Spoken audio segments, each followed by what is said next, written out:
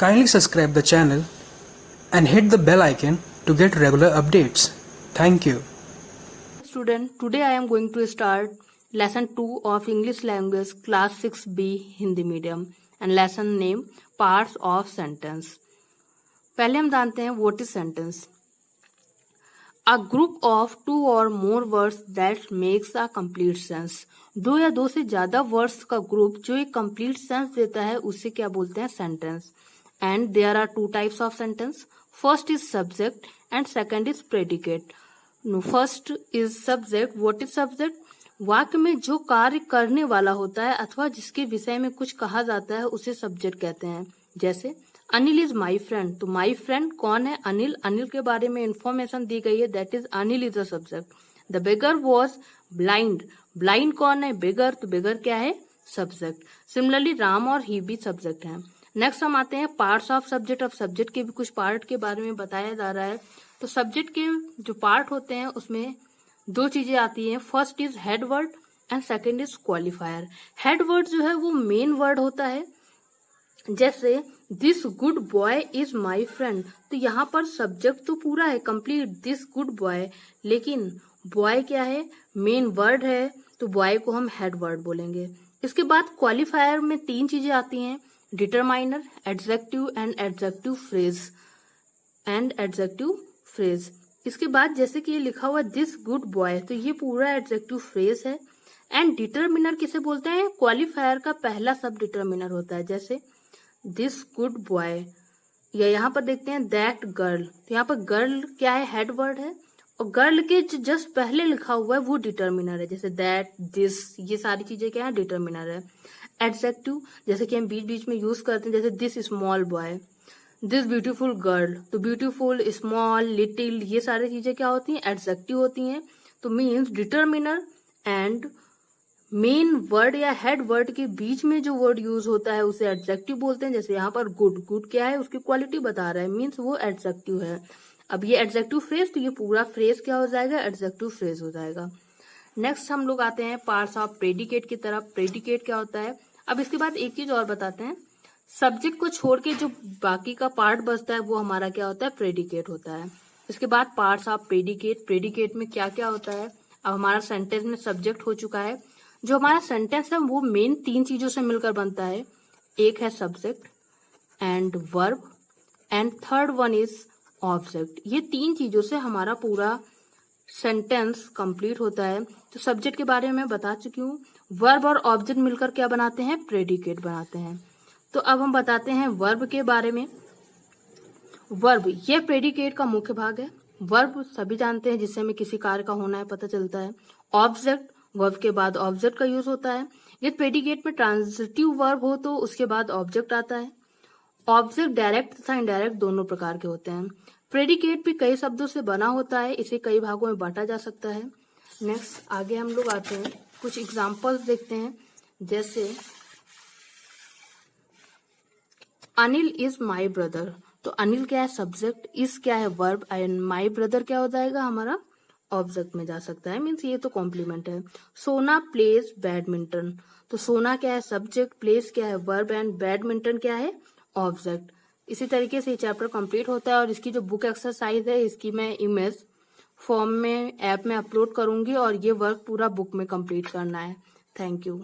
Student, today I am going to start lesson 3 of English language class 6B Hindi medium and lesson name the noun.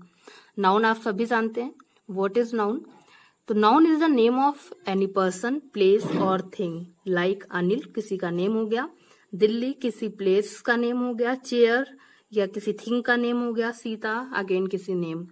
तो ये सारी चीजें क्या होती हैं? नाउन होती हैं. काइंड्स ऑफ नाउन पे आते हैं तो there are 5 types of noun.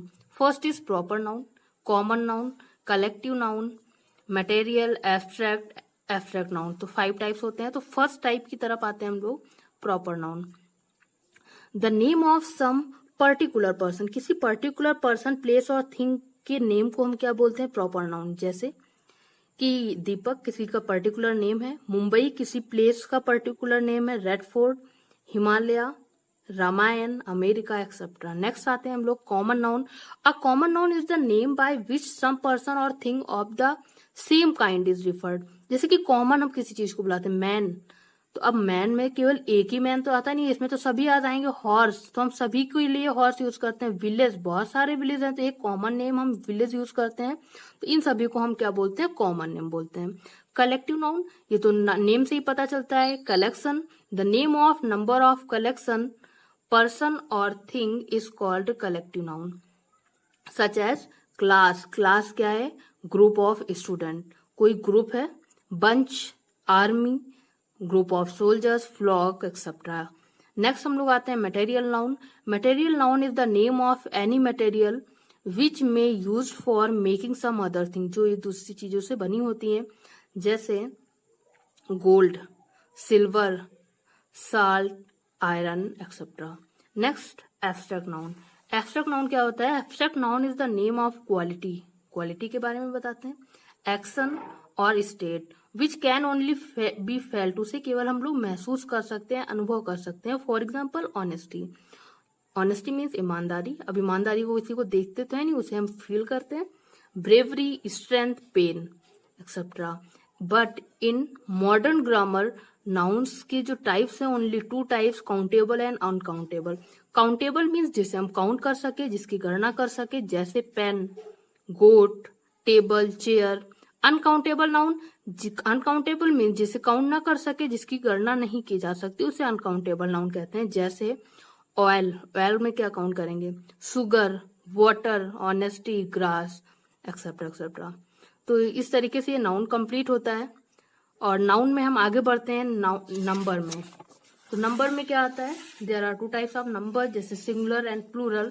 तो सिंगुलर हम सभी जाते हैं, यस बना करके हम अधिकतर चीजों को क्या बना देते हैं, प्लूरल बना देते हैं। नॉर्मल चीजें एस लगा दिया, वो प्लूरल में चेंज हो गया। बट कुछ रूल्स हैं जिसे हम लोग पढ़ेंगे यहाँ पर, जैसे जिन नाउन्स के लास्ट में S, S H, C H, double S, X आता है, उसे ईएस जोड़कर हम प्लूरल बनाते हैं। जैसे बैच, तो बैचेस हो जाएगा। मैच, मैचेस हो जाएगा। बॉक्स, बॉक्सेस हो जाएगा। एंड नेक्स्ट रूल पढ़ते हैं, यदि नाउन के अंत में वाई आता है तथा इसके पूर्व कोई कंसोनेंट आता है, तो उसमें वाई को आई में परिवर्तित करके और अंत में ईएस जोड़ा जाता है, या फिर वाई को हम आईएस में चेंज कर देते हैं। जैसे कॉपी है तो वाई को हटा करके कॉपीज, आईएस, ड्यूटी को ड्यूटीज। नेक्स्ट रूल की तरफ आते हैं। अभी हम लोगों ने कंसोनेंट पढ़ा है, वॉवेल। यदि नाउन्स के अंत में वाई हो और उससे पहले कोई वॉवेल हो तो उसमें एस का प्रयोग होता है, ओनली एस। जैसे डे, डी ए वाई, अभी हमने बोला वाई को आई एस बोलते हैं, लेकिन वाई के पहले क्या आ रहा है, वॉवेल, तो ओनली एस यूज करना है। नेक्स्ट रूल, जिन नाउन्स के अंत में ओ होता है उसमें ईएस लगाते हैं, लेकिन कुछ एक्सेप्शनल है, तो यहाँ पे ईएस लगाए, टमाटोज, पोटैटोज, हीरोज। बट कुछ हैं जैसे डायनोमो, तो यहाँ पे क्या लगेगा, only S. Bamboos, only S. Pianos, तो यहाँ पे ईएस नहीं ऐड करते हैं। फोटो, फोटो में क्या लगता है, only S.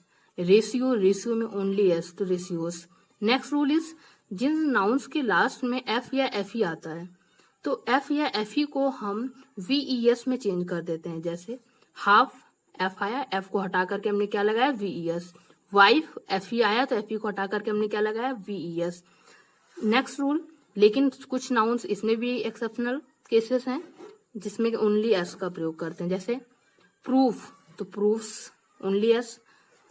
Chief, only S. Roof, only S. Dwarf, only S, इस तरीके से। नेक्स्ट रूल, कुछ नाउन्स के भीतर वॉवेल को बदलकर प्लूरल बनाया जाता है, जैसे बेसिस को बेसिस, टूथ को टीथ, मैन को मैन, वुमेन को वुमेन, फूड को फीट, गूस को गीस, माउस को माइस। कुछ नाउन्स ऐसे होते हैं जिनके सिंगुलर और प्लूरल नंबर समान होते हैं।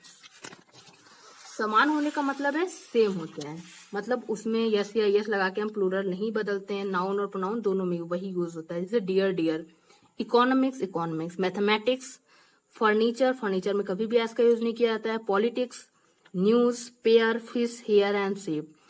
ये नाउन्स दो वर्ड से मिलकर बना है, तो मुख्य वर्ड में एस जोड़कर हम उसे प्लूरल बना दे। सन इन लॉ है तो sons in law, sister in law तो सिस्टर्स इन लॉ। नेक्स्ट इसी तरीके से जेंडर आता है। जेंडर में masculine, feminine, common and neuter gender. Common क्या होता है, जिसमें पुरुष एवं स्त्री दोनों जातियों को प्राणियों के लिए किया जाता है, जैसे principal, principal. Hello student, today I am going to start lesson 4 of English language class 6B Hindi medium and lesson name the pronoun. Pronoun is a word which is used in place of noun is called a pronoun. हम noun के place पर जो word use करते हैं उसे हम क्या बोलते हैं, प्रोनाउन. जैसे हम एक एग्जांपल से समझते हैं, Ram is an intelligent boy and he is brave. तो राम क्या है, एक नाउन है क्योंकि ये किसी का नेम है, और ही हम राम के प्लेस पे यूज कर रहे हैं. तो यहाँ पर हम राम इज ब्रेव, तो बार बार राम यूज नहीं करते हैं, तो राम की जगह हम ही का यूज कर रहे हैं, तो ही क्या है, एक प्रोनाउन है. उसी तरीके से ही, सी, इट, ये सारी चीजें क्या होती हैं, प्रोनाउन होती हैं. अब हम काइंड्स ऑफ प्रोनाउन की तरफ बढ़ते हैं. तो there are 8 types of pronoun. First is personal pronoun. किसी प्राणी या वस्तु के लिए प्रयोग होने वाले प्रोनाउंस पर्सनल प्रोनाउन कहलाते हैं, और इसमें first person, second person, third person होते हैं. फर्स्ट पर्सन में आई, वी, मी, माइन, योर्स आता है, मीन्स आई और वी. सेकंड पर्सन में यू आता है. थर्ड पर्सन में ही, सी, इट और दे आता है. नेक्स्ट आते हैं हम लोग रिफ्लेक्सिव प्रोनाउन.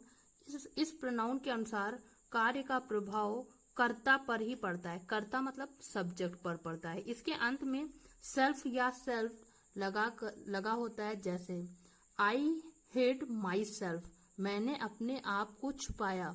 तो आई क्या है, कर्ता मीन्स सब्जेक्ट, तो सब्जेक्ट पे ही हो रहा है, मीन्स माई सेल्फ.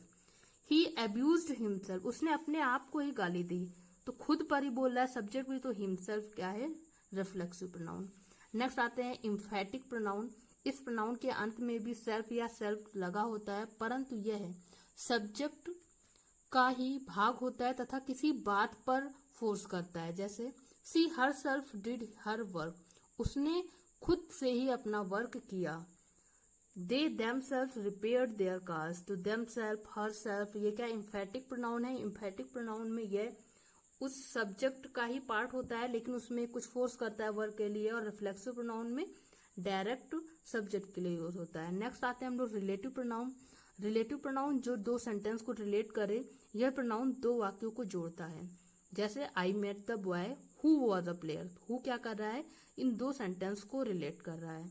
नेक्स्ट हम लोग आते हैं डिमॉन्स्ट्रेटिव प्रोनाउन. डिमॉन्स्ट्रेटिव प्रोनाउन क्या होता है, यह प्रोनाउन किसी नाउन या प्रोनाउन की ओर संकेत करता है. जैसे दिस इज हिज कार, तो दिस यहाँ पे क्या है, डिमॉन्स्ट्रेटिव प्रोनाउन है. दिस एक प्रोनाउन है. दिस, दैट, ये क्या है, डिमॉन्स्ट्रेटिव प्रोनाउन है. इंटेरोगेटिव आप सभी जानते हैं, व्हाट, हु, विच, ये सारी चीजें क्या होती है, इंटेरोगेटिव में आती हैं. इनडेफिनिट प्रोनाउन, यह प्रोनाउन किसी व्यक्ति या वस्तु की अनिश्चितता की ओर संकेत करता है. यह प्रोनाउन किसी व्यक्ति विशेष अथवा वस्तु विशेष की तरफ संकेत नहीं करता. जैसे ऑल वेंट देयर, देयर यहाँ पे क्या है, इंडेफिनिट प्रोनाउन है. एवरीवन इंडेफिनिट प्रोनाउन है. नेक्स्ट आते हैं हम लोग डिस्ट्रीब्यूटिव प्रोनाउन की तरफ. डिस्ट्रीब्यूटिव प्रोनाउन में ईच, नाइदर, एवरीवन आते हैं, ये तीन चीजें. यह प्रोनाउन किसी प्राणी, वस्तु या उनके समूह को अलग अलग कर अकेला व्यक्त करता है. जैसे कि ईच है, ईच क्या है, ईच ऑफ द बॉयज, मतलब उन बॉयज में से कोई एक. Neither of the two girl, उन दोनों गर्ल में से कोई भी एक के बारे में बात कर रहा है. एवरीवन ऑफ देम, ठीक, यहाँ पर ईच, नाइदर और एवरीवन क्या है, डिस्ट्रीब्यूटिव प्रोनाउन है. इसके बाद ये एक्सरसाइज में फिल करके ऐप पर अपलोड करूंगी, जिसे आपको बुक में ही फिल करना है, कंप्लीट करना है. Thank you.